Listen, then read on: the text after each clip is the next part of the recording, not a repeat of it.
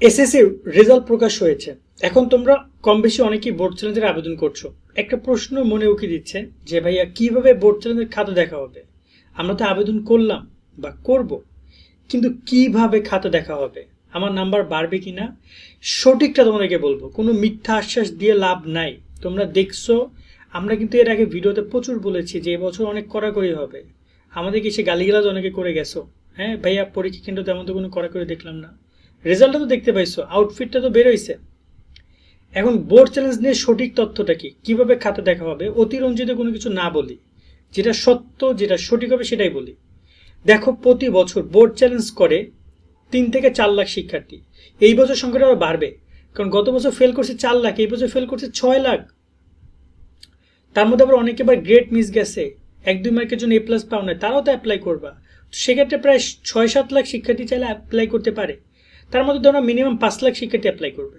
গত বছর পরিসংখ্যান যদি দেখি যে প্রায় 4 লাখ শিক্ষার্থী অ্যাপ্লাই করলো, টোটাল সবগুলো বোর্ড মিলিয়ে 4 লাখ শিক্ষার্থী অ্যাপ্লাই করলো। রেজাল্ট চেঞ্জ হয়েছে মাত্র মাত্র তোমার হচ্ছে যে 10-12 হাজার স্টুডেন্টের, বাকিদের কিন্তু রেজাল্ট চেঞ্জ হয় নাই। তার মানে সংখ্যাটা খুবই কম। কিন্তু এই যে 10-12 হাজার স্টুডেন্ট, এরা কি মানে ফেলে দেওয়া জিনিস? এরাও তো একটা মানুষ। ওদের রেজাল্ট চেঞ্জ হয়েছে, ওদের জীবনও চেঞ্জ হয়ে গেছে। ওই 10-12 হাজারের মধ্যে কি তুমি আসতে পারবা না? আসতে পারবা। যেহেতু শিক্ষা বোর্ড থেকে চলতি বছরের এসএসসির রেজাল্ট নিয়ে অনেক কড়াকড়ি আরোপ করেছে, আশা করি তারা বোর্ড চ্যালেঞ্জ নিয়েও কড়াকড়ি আরোপ করবে। সঠিকভাবে বোর্ড চ্যালেঞ্জের খাতা কোনো সময় শিক্ষা বোর্ডগুলো দেখে না। যদি সঠিকভাবে তারা খাতাগুলো মূল্যায়ন করে, তাহলে অনেক শিক্ষার্থী পাশ করে যেতে পারে। এবং এই যে 10-15 হাজার কথাটা বলছি, সেটা 50 হাজার হইতে পারে। সো লাকিলি তোমরা অ্যাপ্লাই করো, বেজে যেতে পারে। ফেল থেকে পাস আসতে পারে, পাস থেকে এ গ্রেড থেকে M+ও আসতে পারে। এখন খাতা কিভাবে দেখা হবে, এই প্রশ্নের উত্তরটা তোমাদেরকে আমি দেই। দেখো, খাতা দেখা নিয়ে দীপুমনির একটা ভিডিও ভাইরাল আছে প্রচুর, তোমরা হয়তোবা দেখতেও পারো বা হয়তোবা তোমরা সার্চ করলে পেয়ে যাবা। তিনি বলেছেন যে পরীক্ষায় বোর্ড চ্যালেঞ্জ করলে খাতা সরাসরি ওভাবে মূল্যায়ন করা হয় না, যে খাতার মধ্যে গিয়ে নাম্বার দিবে, বাড়াই দিবে, কমাই দিবে, এরকম না। ঘটনা সত্য, খাতার মধ্যে গিয়ে তোমাদেরকে খুব বেশি নাম্বার তারা দিবে না, নাম্বার খাতার মধ্যে বাড়াই দিবে না। এখানে একটা প্রশ্ন আসছে, এখানে আগে অ্যান্সারে দিয়ে দেই যে বোর্ড চ্যালেঞ্জ করলে নাম্বার কমে কিনা। না, বোর্ড চ্যালেঞ্জ করলে নাম্বার কমবে না। তুমি যেটা পেয়েছো সেটা থাকবে, যদি হয় বাড়বে, কিন্তু কমবে না। ওকে, তুমি 10 পাইছো, 10 থাকবে। তুমি যদি কম পাও, দেখা গেল যে তুমি পাবো তো 6, দিয়ে দিছে 10, 10ই থাকবে, 6 দিতে পারবে না তারা। হয় তারা 6 আর ওখানে 2 বাড়ায় 12 করে দিতে পারে, বাট কমাইতে পারবে না, সে অধিকার তাদের নাই। সেকেন্ড ব্যাপার, খাতা কিভাবে দেখা হবে।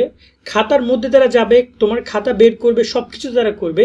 তবে এখানে নিয়ম হচ্ছে যে তোমার নাম্বারগুলো যোগ করা, কারণ অনেক সময় নাম্বার ভুল হয়। তোমরা মনে করতে পারো কি এমন কি, দেখো তোমার নাম্বার ভুল হইতেই পারে, কারণ একজন শিক্ষক তো শুধু একটা খাতা পায় না যে সে সঠিক নাম্বার মূল্যায়ন করছে।